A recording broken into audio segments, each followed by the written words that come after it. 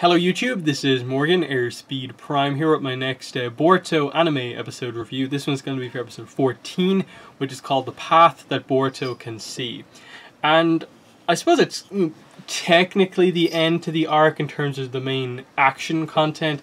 It looks like next week is going to serve as a kind of epilogue, or the end for now for Sumire's character, but this was definitely a good episode. I think it was a solid ending. I think I perhaps had my expectations a little bit too high. So when it kind of played out as you kind of expect, it was a little disappointing to just see, like, okay, they're in there, there's a bit of fighting with the new and kind of talking with Sumire, and it's basically just Boruto having faith in her and, like, I'm willing to put myself on the line because you're my classmate.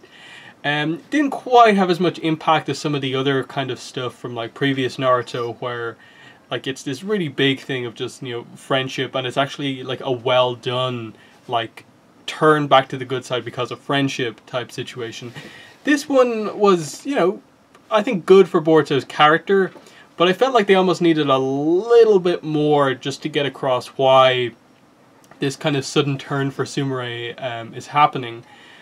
Not to say it was bad by any means, it was just, I maybe expected a little bit more, like, emotional depth to what was going on.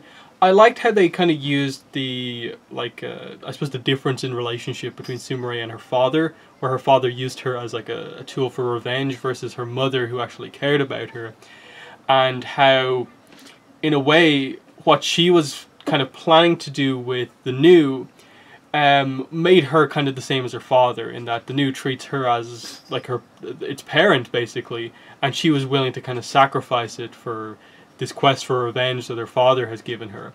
I like that by the end of the episode, the kind of new, in a way, kind of sacrifices itself for Sumire, but it's still kind of active again within her. It's kind of like growing again within her, but this time it's kind of shown to be this kind of force for good in a way. So just kind of establishing that, I suppose going forward, if we ever get Sumire introduced back into things, she's going to be this kind of unique character, because obviously she has water style jutsu, as we see in this episode, but it looks like her special thing is going to be that she's kind of this summoning animal expert, at least with the new, that she's special because she has this very unique kind of dimensional summoning animal in the new.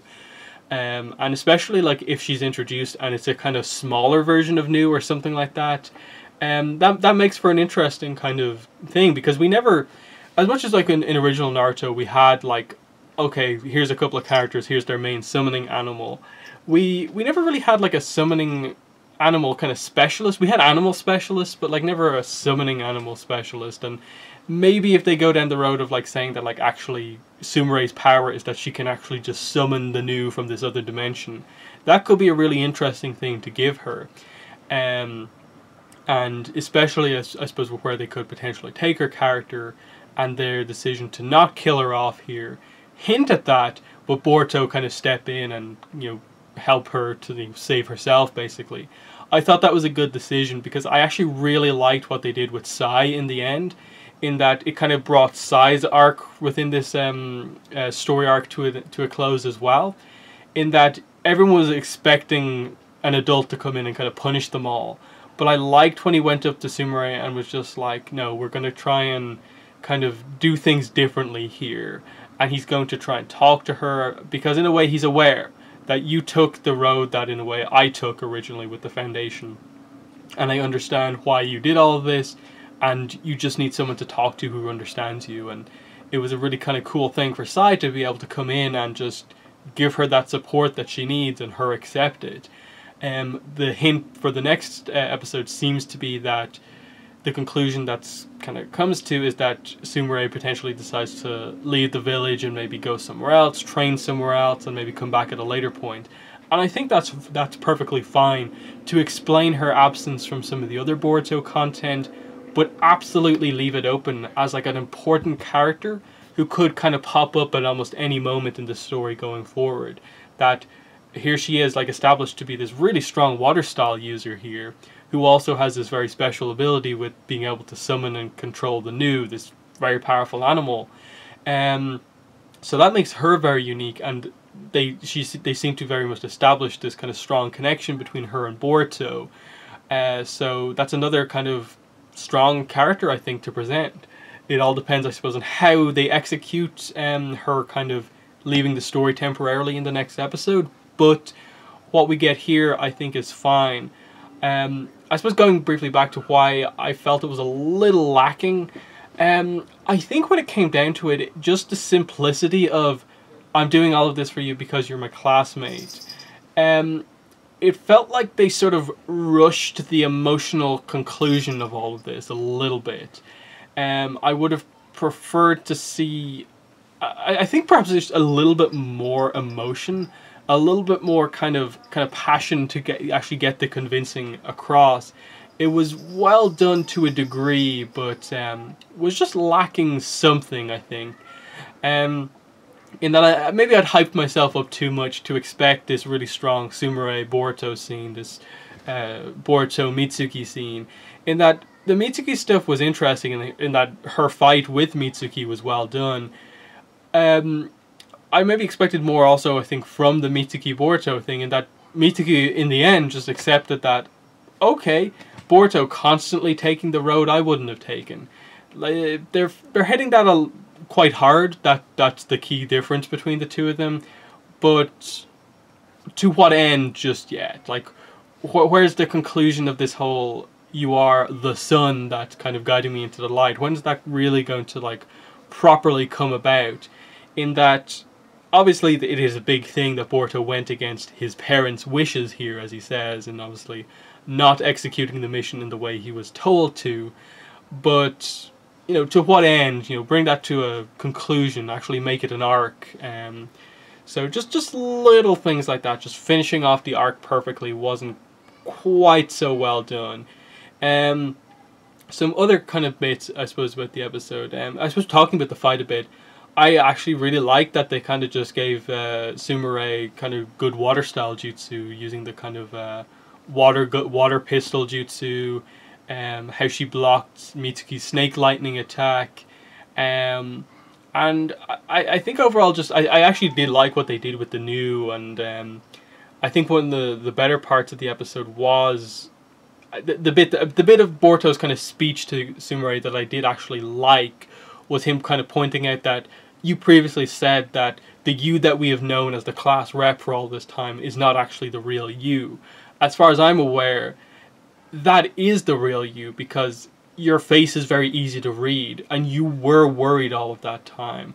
That part of the reason why the ghost kind of possessed other people who had burdens was because you had so many burdens yourself.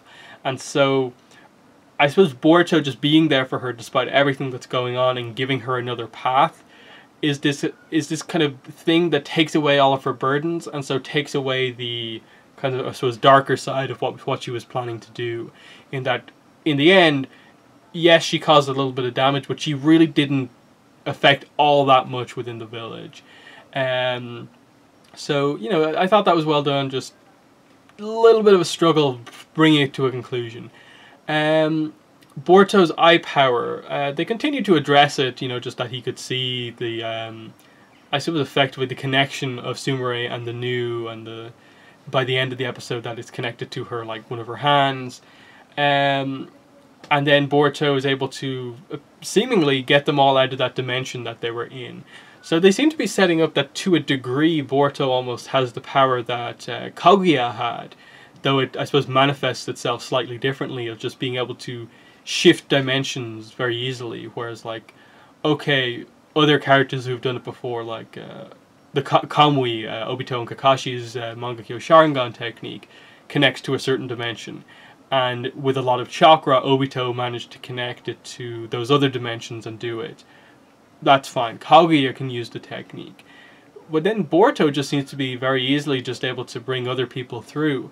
Now, is that exactly the power of his technique or what? I'm not entirely sure, but they presented an element of it being a Byakugan type thing, with him able to see the weak point of the new. So that was interesting, and not even Naruto in Sage Mode could actually sense things in the other dimension, so that was interesting.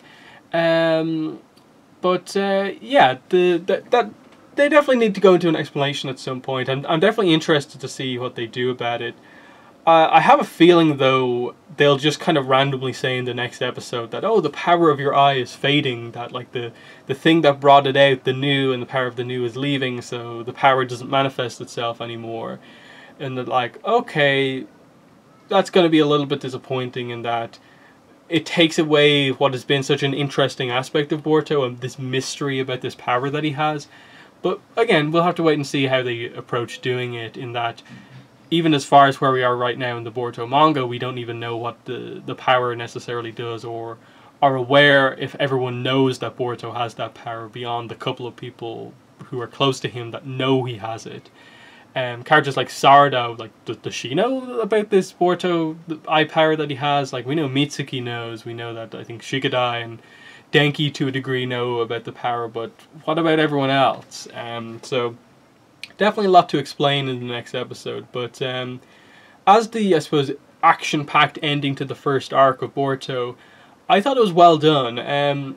It obviously doesn't quite have the impact of the first arc of Naruto with Zabuza, but I think Sumire really came out as a quite strong character because of this. Her backstory with the Foundation and just addressing the history of that, the natural progression of where the people of the Foundation would be post-war and post-needing them, basically. The whole quest for revenge. It was a good arc to give her as a character who otherwise had just been the, as people were saying in the early episodes, oh, here's the Hinata ripoff for this generation. But they took her in a completely different direction, and she's now, I think, I've seen a lot of people say she's the new favourite female character in the show, given that Sarada hasn't had as much focus just yet. So I think that's been a huge success of this arc, and just presenting Boruto's eye power has added a whole extra layer to like his powers and abilities. I liked the moment where they went to the Hyuga clan, that was well done. And then just the whole stuff with Mitsuki and the mystery around him. It makes, when eventually I suppose we get to the anime adaptation of that Mitsuki one-shot and going into his backstory, it makes that super interesting to, I suppose, get the reveal of Orochimaru. Now, whether or not they'll do that before they get to, I suppose, canonically when the Boruto movie would happen and that reveal comes out, or not, I'm not entirely sure, but they've already hinted at it to a degree, the whole idea of like Mitsuki in like a lab, and that's where he kind of came from.